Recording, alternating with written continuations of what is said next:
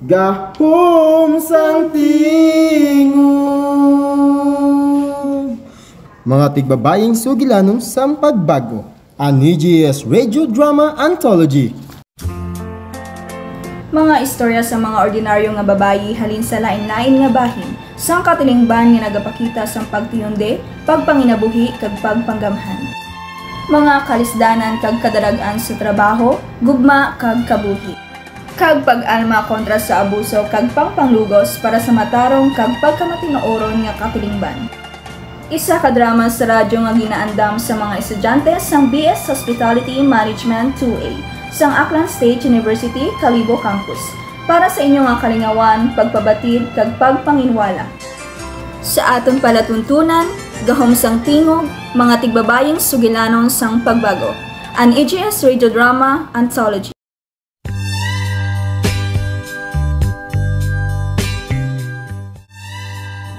Kamusta naman mga palangga namon nga tagapalamati? Sa adlaw nga ini isa naman kasugilano ng aton basahon kag ini hanugod kay Lia Diaz.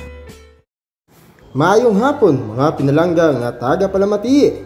Naayad naman kamo sa Gahom sang Tingog, mga tigbabaying sugilanon sang pagbago. Ang inyong paborito nga radyo drama anthology. Karon, mapamati kita sa istorya sang isa ka babayi nga nagahandom nga mag-army officer. Apang ginapunggan siya sang iya kaugalingon nga mga gugma.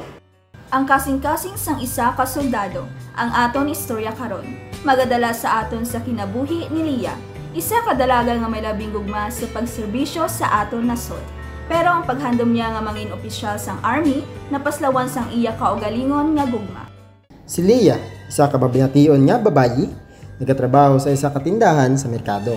Mahilig siya magbasa sa mga libro bahin sa kasaysayan kag nagadayeg siya sa mga soldado nga gapangalagad sa aton nasod. Nakilala niya si Ethan, isa ka mabination nga lalaki nga nagatrabaho sa isa ka pabrika. Nahinggam sa gugma si Lia kay Ethan, kag nag-istorya sila sa mga handom nila sa kabuhi. Ethan, may silingon ako sa imo. Gusto ko mag-army officer, pero nagkakabalaka ako sa imo reaksyon. Lia, ma-army officer ka? Babayi ka, hindi ka dapat mag-army officer. Ang trabaho nga ina, para lang sa mga lalaki. Tama ang akong bata, Leia. Ang mga babayi dapat lang mag-asawa kag magbata. Di sila dapat mag-army officer. Pero gusto ko gid mag-army officer. Naayad ako magserbisyo sa aton nasud kag maghimo sang kaayuhan sa mga tawo. Nahibalaan ni Lia na hindi siya masuportahan ni Ethan sa iya handom. Nagsugod nga maguba ang ila relasyon. Nasakitan siya, pero nagdesisyon siya nga pakig-awayan ang iya handom. Nag-apply siya sa Philippine Army, kag nag-agi siya sa mahigpit nga pagsulay.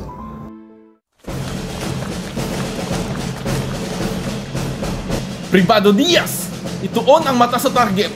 Diaz, kauyaya sa imo. Abi, pagtarong.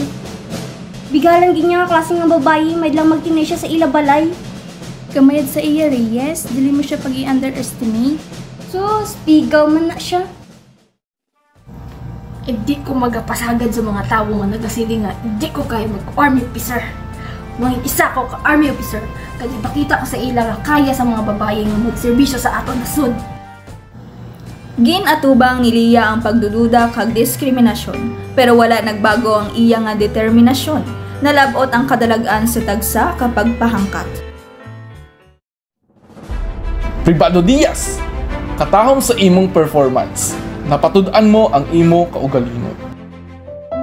Kag didto natapos ang pangabudlay ni Lia sa iya pagsulay sa militar. Kag samtang gaulat sila sa resulta sa mga nakapasar, nagtunog ang radyo. Mayad-ayad na hapon sang tanan, isin mayano ng gabalita. Kagsubong, isa ka talagsaon nga kadalagan si Privado Lia Diaz. Isa ka dalaga ang nanguna sa iya klase sa bantog nga akademya militar. Nay! Nay! Mapatian mo to, Nay! Yung tawag ngalan ko sa radyo! Ano ko na haw? Nay, mo ako gid, Nay! Nakapasar ako! Anak ko. Proud hapit ko sa imo. Kung hindi tungod sa salig kag suporta mo nay, hindi ko nimo labot. Nagbansay si Lia nga may kaisog, kag ginpakita niya nga kaya niya nga mag-army officer, bisan ano pa ang ihambal sang mga tao. Ang kadalagaan ni Lia isa sa pagpangdaog, hindi lang para sa iya, kundi para sa tanan nga kababayinan nga nagbuot magdamgo sang labaw sa ila limitasyon. Ginapamatud-an nga ang kasarian hindi dapat manginbalabag sa kasisig, kusog kag determinasyon. Pero sa paglabay sang panahon, ang landas ni Lia kag ni Ethan muling nagtagpo. Nakita ni Ethan ang pagserbisyo ni Lia sa aton nasud, kag nakita niya ang pagkamaisog sang isa ka babayi. Lia, ikaw na ni? Pwede ka ba makig-istorya? Nahit ako magpasaylo sa imo. Nagkasala ako. Nakita ta ka sa balita. Tanga ako. Pasensya gid. Hindi ko tani dapat gina-underestimate ang imo handong. Hatagi pa ako isa ka chance. Lia. Ethan, way na ko naluyog sa imo. Pero salamat sa pag-istorya sa imo. Nalipay ako nga nagbago ka sang huna-huna, apang ulihin na. Nakakilala ko sang bago nga tawo nga, nagasuporta sa ako niya handong.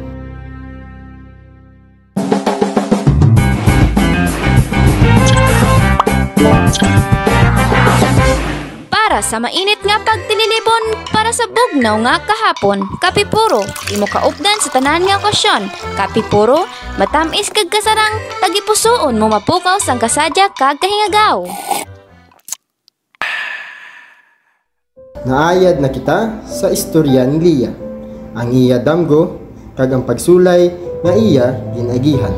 Sa iya pagserbisyo, nakita niya ang iya kaugalingon nga mas mapasalamatan, mas mahinungdanon kag mas malig-on pa kaysa sa anang ginahuna-huna. Hindi lang ako isa ka babayi, isa ko ka opisyal sang army, kag isa ko ka simbolo sang kagahom sa mga babayi sa ato nasud.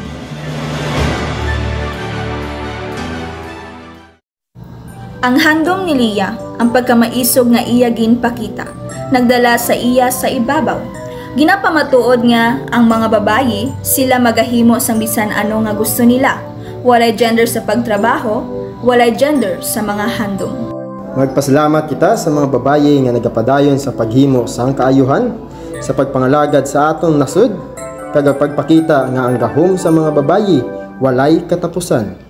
Kita magkita na lang liwas sa sunod nga gahom sang tingog, mga tigbabaying sugilanon sang pagbago. Kag magpalangga kita sa mga bago nga istorya sa mga babayi nga nagadala sang kausaban sa aton kalibutan. Mag-amping kamo. Kag diri natapos ang kasaysayan ni Lia Diaz. Nga iya ginpasakop kag aton ginhatagan sang kabuhi diri sa atong palatuntunan sa gahom sang tingog, mga tigbabaying sugilanon sang pagbago. Ang NGS Radio Drama Anthology. Isa ka drama sa radyo nga ginaandam sa mga estudyante sang BS Hospitality Management 2A sang Aklan State University, Kalibo Campus para sa kurso nga EGS, Gender and Society. Gahom sang tingog, mga tigbabaying sugilanon sang pagbago. Ang EGS Radio Drama Anthology.